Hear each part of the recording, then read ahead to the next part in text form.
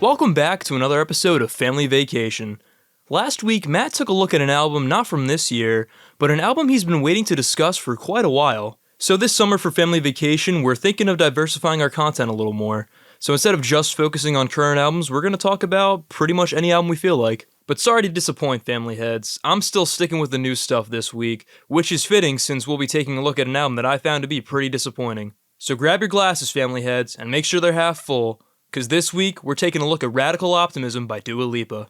Radical Optimism was released May 3rd, 2024 on Warner Records, and it is the third studio album by English pop star, and more importantly, Barbie movie alum Dua Lipa. Following the release of her acclaimed sophomore outing, Future Nostalgia, Dua Lipa's newest venture sees her straying away from disco to focus on a more, quote, 70s psychedelic sound. And I gotta say, I'm not really a fan.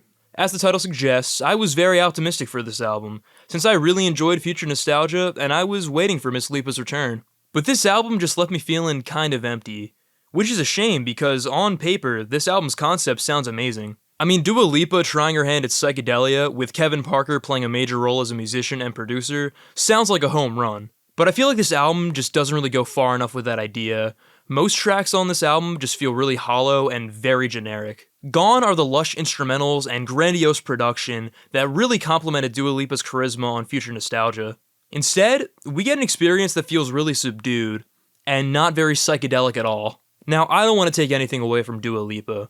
I respect that she didn't want to put herself in a box by continuing with disco revival, and I'm glad she tried something pretty different from her previous studio releases. But the execution of this album leaves so much to be desired. Take Training Season, for example, the second single off Radical Optimism that sees Dua Lipa's frustration with dating and desire for a deeper relationship. For a single, I found this track to be very lackluster, especially in the production and musicality department. Training Season centers around this plucked guitar riff that acts as the song's main hook, with Dua Lipa matching its syncopation during the choruses. But because the track's built around this riff, it just feels kind of weightless, especially since the bass isn't prominent enough in the mix, so the entire song just feels like something's missing. Like, there are moments where it builds during the pre-choruses and the bridge by doing away with the plucked riff and adding extra instrumentals like keys and steel drums. Granted, the bass line is boosted a bit more during these parts, but I don't think that's enough to save it, and the track just ends up feeling very empty. And unfortunately, my gripes with Training Season can kind of be applied to a lot of the musicality across Radical Optimism.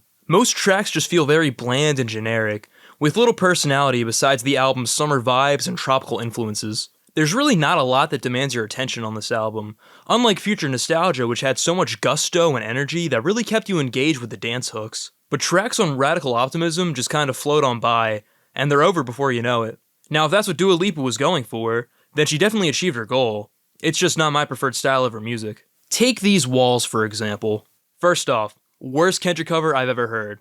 But secondly, there's just not much that makes this track unique or stand out. It just sounds like a standard pop song you'd hear at the mall. There's a nice bass line that's once again too low in the mix, but besides some nice piano riffs and Dua Lipa's vocals, this track is just kind of a dud that doesn't really do anything exciting. But the musicality isn't all bad on this album, as there are certainly highlights, such as the emphasis of acoustic guitar used throughout this project, which is a nice divergence from Dua Lipa's previous work, especially since it utilizes a more tropical influence for its sound. And when utilized well, such as on French Exit, it works very well, creating an almost Latin-inspired feel that complements the offbeat drum groove and orchestrated strings very nicely. But when utilized poorly, such as on penultimate track Maria, it sounds like if Train collabed with ABBA.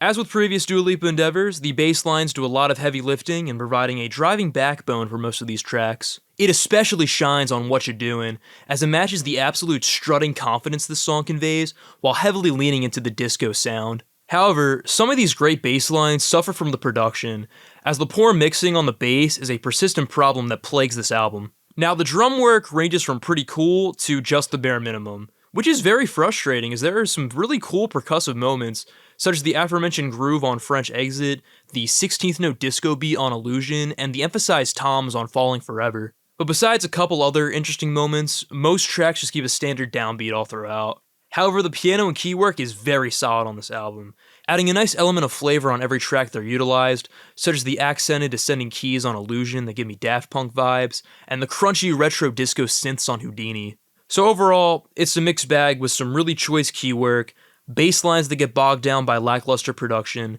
and interesting musical moments being few and far between.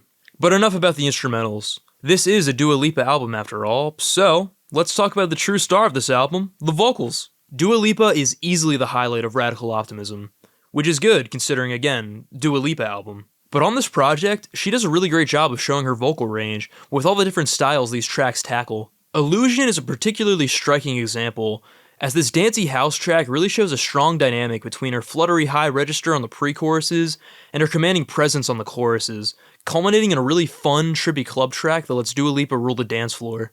I also really enjoyed her vocal delivery on album opener End of an Era. It's just really pleasant and playful, with some nice flowing held notes during the choruses, and a fun rhythmic spoken word section during the outro. Album closer Happy For You really sees Dua Lipa's vocals soar, with some very ethereal layered backup vocals. And Houdini is very reminiscent of her work on Future Nostalgia, which I really appreciated, since it really shows off her lower register, great layered vocal harmonies, and just the absolute confidence she exudes. However, one track where I wasn't too huge on her vocals was Falling Forever. Her vocal performance isn't bad by any means, I think it's very well done. But just the belting ballad style she tries doesn't really fit with the track selection on this album, and she honestly sounds more like Adele here than herself. Also, while French Exit is a highlight musically, vocally it suffers from a problem that plagues this whole album, it's just kinda bland. Speaking of bland, let's get into those lyrics, cause oh boy, there certainly are lyrics on this album. In all seriousness, most of them are fine,